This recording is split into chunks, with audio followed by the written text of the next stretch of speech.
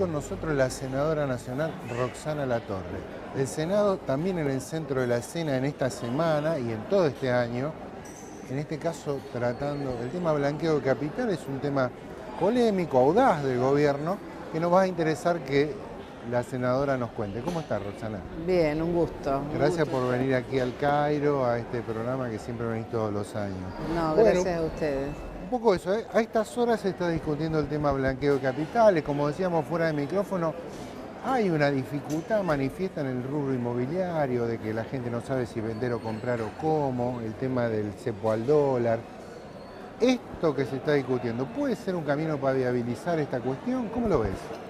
Yo creo que puede serlo. Lo que dejó en claro el equipo económico cuando estuvo en la sesión plenaria de comisiones es que se apela a estos tres instrumentos que apuestan a la inversión destinada al sector inmobiliario, al energético y al fondeo del Banco Central, ¿no es cierto? Que serían estos tres instrumentos, pero que no van a ser los únicos tres instrumentos. O sea que en aras de mantener el crecimiento y el empleo en un mundo que se está desbarrancando en términos de crecimiento y empleo, el Ejecutivo va a apelar a todo tipo de recursos e instrumentos, fundamentalmente porque si no hay una intervención del Estado frente a los mercados, estaríamos ante un panorama similar al de Europa, ¿no es cierto?, con el crecimiento cayendo vertiginosamente, recesión y bueno, una película que ya la vimos, ¿no es cierto?, de mucho desempleo y de devaluación. Y además hay que enmarcar todo en lo que es un año electoral muy virulento,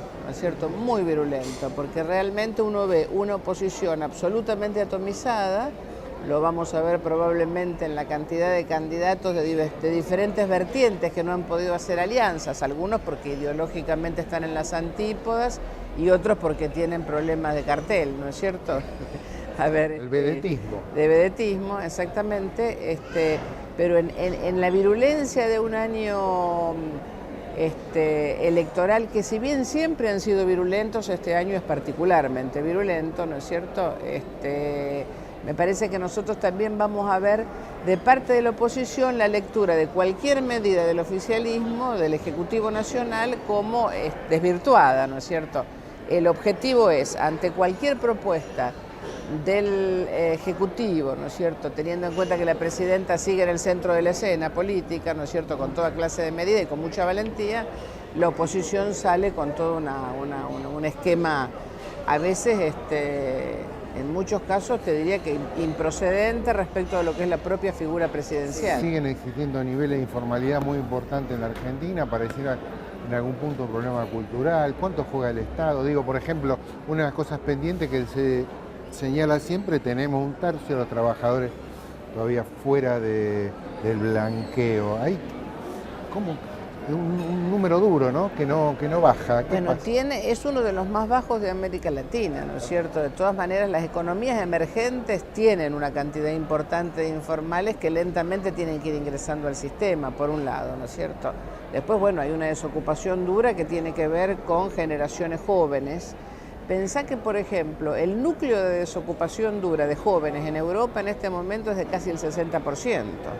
O sea, la desocupación en Europa es de más del 26%. Estamos hablando de cifras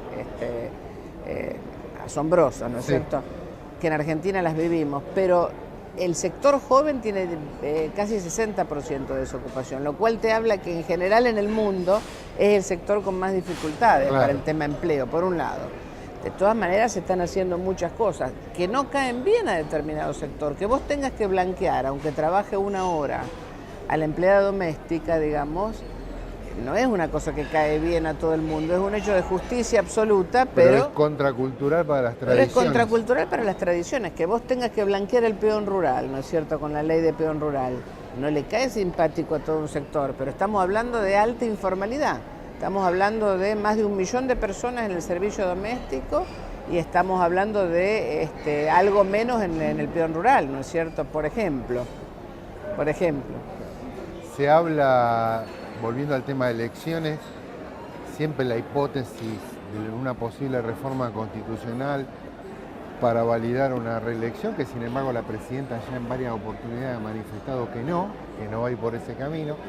Y de todos modos, para construir una escena posible para eso, el kirchnerismo necesitaría una cantidad de diputados y senadores mucho más amplia de la que tiene. ¿Cómo ves la Cámara del Senado? ¿Cómo ves el Senado del año 14? Si te parece que esta elección puede modificar en algo los números que tiene el oficialismo o no, o si va a haber una modificación leve. A mí bueno, está renovando un tercio, o sea que son 8 provincias, 8 distritos que están renovando 3 senadores cada una, ¿no es cierto? 24 senadores. Y la Cámara de Diputados por mitades. Yo personalmente pienso, pero es algo absolutamente personal, ¿no es cierto?, que si se consolidan los 48 senadores que hacen falta, que es el 2/3 de la totalidad, y los 170 diputados que hacen falta, que son 2/3 de la totalidad de la Cámara de Diputados, está una posibilidad importante abierta para lo que es la reforma constitucional, que no contemplaría, a mi juicio, y no sé si lo contemplaría solamente reelección. Me parece que hay muchísimas cuestiones de derechos de segunda y tercera generación que deberían quedar plasmados en un nuevo contrato social como es la Constitución, ¿no es cierto? Pero eso lo digo a título absolutamente personal. La presidenta, por supuesto, que ha dicho que ella no iba a impulsar ninguna reforma constitucional, pero me parece que sí es importante el resultado de esta elección. Se impugna, el sector de la oposición impugnan estas nuevas leyes de la justicia por el hecho de la elección popular de los consejeros del Consejo de la Magistratura, en el sentido de que van a tener una camiseta partidaria puesta, sí, y que esto le implicaría un condicionamiento muy fuerte en el sentido de que el partido que lo pone luego determinaría las acciones a seguir dentro de los juzgados. ¿Cómo ves esa situación? En realidad lo que hay que desmitificar, y se dijo en muchas oportunidades, que la justicia es apolítica. Es mentira, la justicia hasta el día de hoy no es apolítica, digamos. Cada uno de sus miembros tiene una pertenencia partidaria determinada, es independiente, pero no es apolítica, ¿no es cierto?, por un lado. Y está bien que lo sea, ¿no es cierto? Ahora,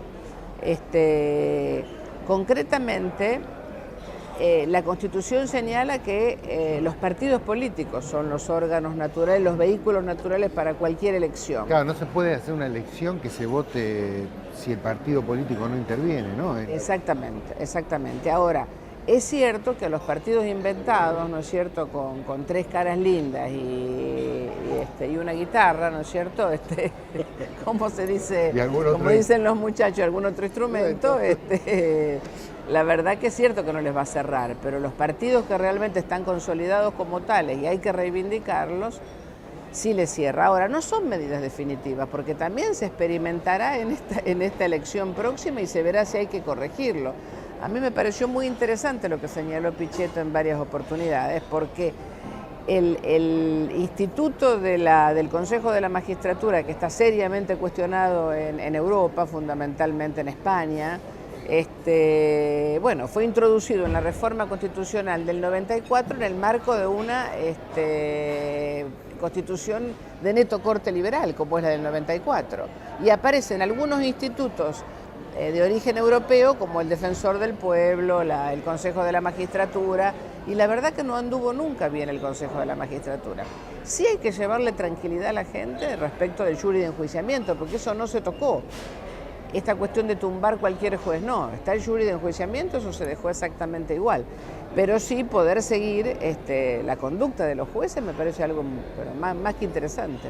No es control y determinación, sino es simplemente... Totalmente. Lo que sí hay que decir que siempre tuvieron la virtud de ser visualizados por la sociedad como impolutos, independientes, y es mentira.